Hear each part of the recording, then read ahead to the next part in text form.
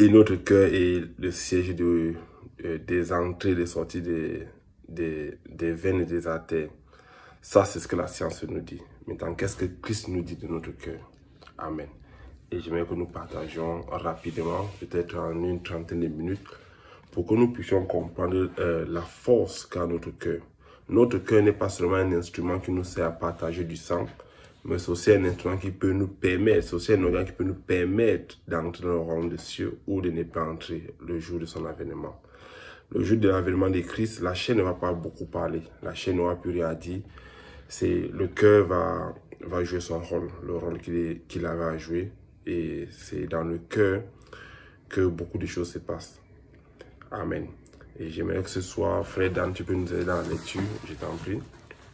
J'aimerais que ce soit que nous partageons des versets que nous connaissons déjà, mais comme l'homme de Dieu a dit, que le Seigneur nous enseigne lui-même derrière ce verset et que ça puisse nous aider. Frère Dan, j'aimerais que tu puisses nous lire, je t'en prie, Genèse 32, versets 24 à 29.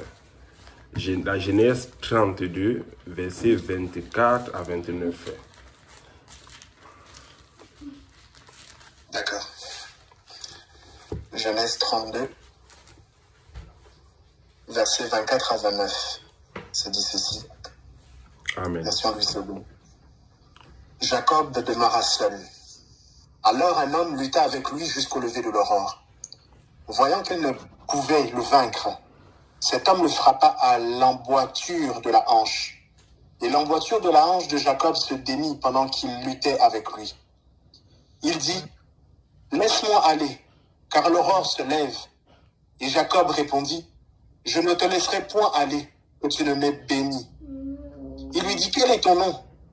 Et il répondit, « Jacob. » Il dit encore, « Ton nom ne sera plus Jacob, mais tu seras appelé Israël, car tu as lutté avec Dieu et avec des hommes, et tu as été vainqueur. » Jacob l'interrogea en disant, « Fais-moi, je te prie, connaître ton nom. » Il répondit, « Pourquoi demandes-tu mon nom ?» Et il le bénit là. Amen. Jacob. Amen. Amen, oui, merci. Frère Dan, on va aussi lire le Genèse, toujours 37, versets 5 à 10. Genèse 37, versets 5 à 10. Verset 5 à 10.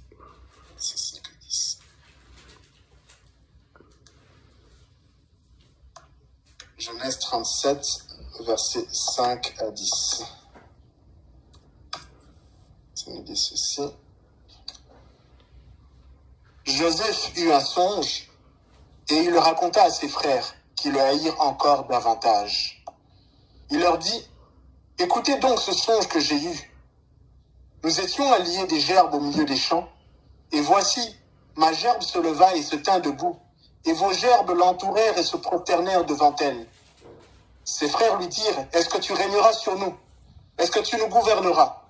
Et ils le haïrent encore davantage, à cause de ses songes et à cause de ses paroles. Il eut encore un autre songe, et il le raconta à ses frères. Il dit, « J'ai eu encore un songe, et voici le soleil, la lune et 11 étoiles se prosternaient devant moi. » Il le raconta à son père et à ses frères. Son père le réprimanda et lui dit, « Que signifie ce songe que tu as eu? Faut-il que nous venions, moi, ta mère et tes frères, nous prosterner en terre devant toi? » Amen. Amen. Alléluia. Apparemment, ces deux textes, lorsque nous lisons ces deux textes-là, nous ne pouvons faire aucun rapport et aucun lien. Parce que l'un parle de Jacob qui bagarre avec l'ange